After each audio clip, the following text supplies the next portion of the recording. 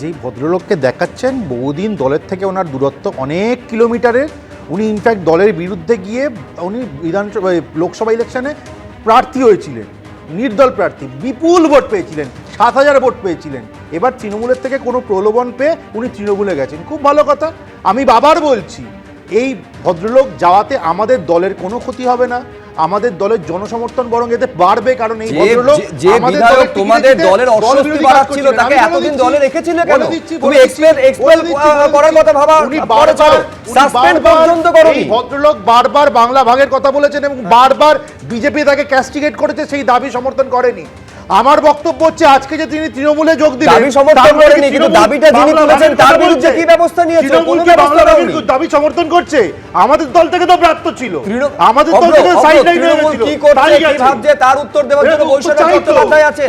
তোমাকে এইটা উত্তর দিতে হবে যে তোমাদের 77 থেকে কমতে কমতে আজকে 64। এমনিতেও টিকিট পেতেন না। আরে দাদা শুনুন, উনি দলের বিরুদ্ধে গেছেন, লোকসভা ইলেকশনে কন্টেস্ট করেছেন, এমনিতেও টিকিট পেতেন না। তারপরে এমনিতেও টিকিট পেতেন না। উনি তো ব্যবস্থা নেওয়ার কি আছে? সাইড হয়ে গেছে, আবার ব্যবস্থা নেওয়ার কি আছে?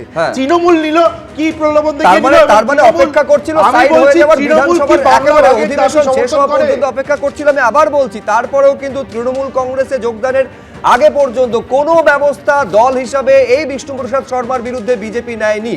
কিন্তু হ্যাঁ, এই প্রশ্ন তো সঙ্গত কারণে উঠবে, যার উত্তর বৈশ্বনাথ চট্টোপাধ্যায়কে দিতে হবে, যে বরাবর গোর্খাল্যান্ডের দাবিকে সমর্থন জানিয়ে এসেছেন, বিশেষ করে যেটা যেহেতু বিজেপির একেবারে ইস্তেহারের বিষয় ছিল। এইবার তাহলে এই দাবির প্রতি তৃণমূল সুবিচার করবে কিনা, তার উত্তর তো বৈশ্বনাথ চট্টোপাধ্যায় দেবেন। প্রথম কথা, বিজেপি তার নিজের লোকেদের ধরে রাখতে পারছে না। আপনি হিসাব দিলেন 77 জন জিতেছিল, সেটা 64-তে গিয়ে পড়েছে। যে দল এত বড় বলে বিশ্বের সর্ববৃহৎ পার্টি বলে নিজেদের দাবি করে, সে দলের বিধায়করা একের পর এক তার দল ছেড়ে দিচ্ছে কেন, সেটা তারা বিশ্লেষণ করবেন। আর আজকে রইল বাকি আপনি ওনার কথা যেটা বলছেন, যে ওনার যে দাবি ছিল সেই দাবি। তৃণমূল তো বাংলাকে ঐক্যবদ্ধ বাংলা সেটা বারবার বলেছে, বরং বিজেপি পার্টি থেকে উত্তরবঙ্গ দক্ষিণবঙ্গে ভাগ করার চেষ্টা হয়েছে, ওদেরকে গিয়ে বলা হয়েছে এই করে দেবো সেই করে দেবো, গোর্খাল্যান্ডের দাবিকে সমর্থন করেছে, এই সমস্ত করেছে। আমাদের দলে আসার পর নিশ্চিতভাবে উনি এটা বুঝবেন যে তৃণমূল কংগ্রেস বাংলার ঐক্যবদ্ধ বাংলাকে এগিয়ে নিয়ে যাওয়ার জন্য চেষ্টা করছে। এটা বাংলা এবং বাঙালিদের পার্টি। এমন একজনকে ঘটা করে আমাদের কথা হলো যে উনি নিশ্চিতভাবে তৃণমূলের অবস্থান জানেন, তৃণমূলের রাজনৈতিক অবস্থান জানেন, তৃণমূলের বক্তব্য জানেন, তারপর উনি স্বইচ্ছায় তৃণমূলে এসছেন। সুতরাং ওনার যে চিন্তাধারা, নিশ্চিত উনি এখানে আসলে সেই চিন্তাধারাকে ওনাকে পাল্টাতে হবে।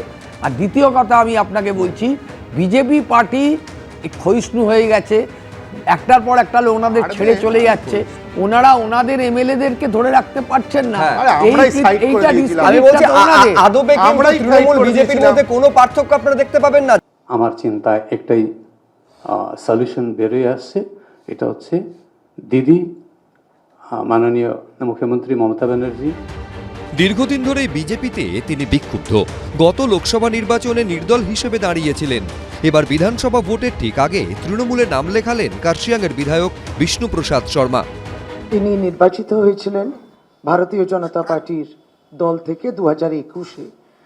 বর্তমানে তিনি কার্শিয়াংয়ের বিধায়ক শ্রী বিষ্ণুপ্রসাদ শর্মা, তিনি আজকে সর্বভারতীয় তৃণমূল কংগ্রেসে যোগদান করছেন।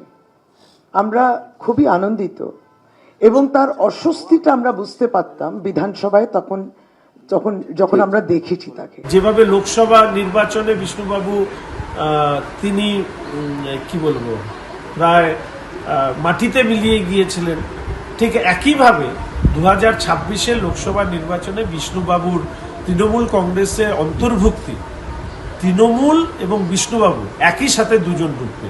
কে কাকে নিয়ে ডুববে আমি বলতে পারবো না, তবে দুজনেই ডুববে এটুকু বলতে পারি। 2021 সালে বিজেপির টিকিটে কার্শিয়াংয়ের বিধায়ক হন বিষ্ণুপ্রসাদ শর্মা। তবে তারপর পৃথক গোর্খাল্যান্ড ইস্যুতে বারবার বিজেপির বিরুদ্ধেই সরব হন তিনি। পোস্টার হাতে বিধানসভায় আম্বেদকরের মূর্তির সামনে অবস্থানেও বসেন। 2024-এর লোকসভা ভোটে বিজেপি রাজু বিস্তকে দার্জিলিং কেন্দ্রে প্রার্থী ঘোষণা করার পর চরম বিদ্রোহী হয়ে ওঠেন বিষ্ণুপ্রসাদ শর্মা। নির্দল হিসাবে লোকসভা ভোটে দাঁড়ান, যদিও শেষমেশ বিজেপি প্রার্থীর কাছে হেরে যান তিনি। 7 ফেব্রুয়ারি বিধানসভা অধিবেশনের শেষ দিনেও বিজেপিকে তীব্র আক্রমণ শানান বিষ্ণুপ্রসাদ। বিজেপি জুমলা পলিটিক্স করে। ম্যানিফেস্টোতে কী কী লিখেছিল, কী করবে। এর সপ্তাহ দুয়েকের মধ্যেই তৃণমূলে যোগ দিলেন বিষ্ণুপ্রসাদ শর্মা। যে জনগণ কার্শিয়াং থেকে আমাকে জিত করে এখানে পাঠিয়েছিলেন, আপনারা যে রাজনৈতিক চিহ্নে আমাকে ভোট দিয়েছিলেন, আমি আপনাদের সম্মান আজকে অবধি রাখলাম। জনগণ খারাপ পাবেন না। আজকে আমি তৃণমূল কংগ্রেস পার্টিতে ঢুকেছি। আমরা সম্পূর্ণ পাহাড়ের, আমরা দার্জিলিং হিলস, কালিম্পং হিলসের তরফ থেকে ওনাকে স্বাগত জানাচ্ছি, ওনাকে শুভেচ্ছা জানাচ্ছি। আমাদের টিএমসি অল ইন্ডিয়া তৃণমূল কংগ্রেসের একটা, উনি one of the family member হয়ে গেলেন, আমরা একটা পরিবার। তবে বিষ্ণুপ্রসাদ শর্মা বারবার আলাদা গোর্খাল্যান্ডের দাবিতে সরব হয়েছেন। অন্যদিকে তৃণমূল এই দাবির বিরোধী। তাহলে বিষ্ণুপ্রসাদ শর্মা এবার কি করবেন? গোর্খা জনমুক্তি মোর্চা তখন বিজেপির সঙ্গে ছিল, বিজেপির দাবি ছিল এটা। আমাদেরকে স্বপ্ন দেখাইছে, ওই স্বপ্নের উপরে বিজেপির যে ম্যানিফেস্টো, আমি ম্যানিফেস্টোর উপরে বলেছি কালকে আমি রাজনীতি করব। তৃণমূল কংগ্রেস যে ম্যানিফেস্টো বের করবে সেই ম্যানিফেস্টোর উপরে আমি রাজনীতি করব। ওটা তো বিজেপির সাবজেক্ট ছিল। তো খুব জানবার আগ্রহ থাকবে যে তৃণমূল কংগ্রেস ওনাকে কি কি প্রতিশ্রুতি দিয়ে দলে যোগ দিয়েছে। সামনেই বিধানসভা ভোট।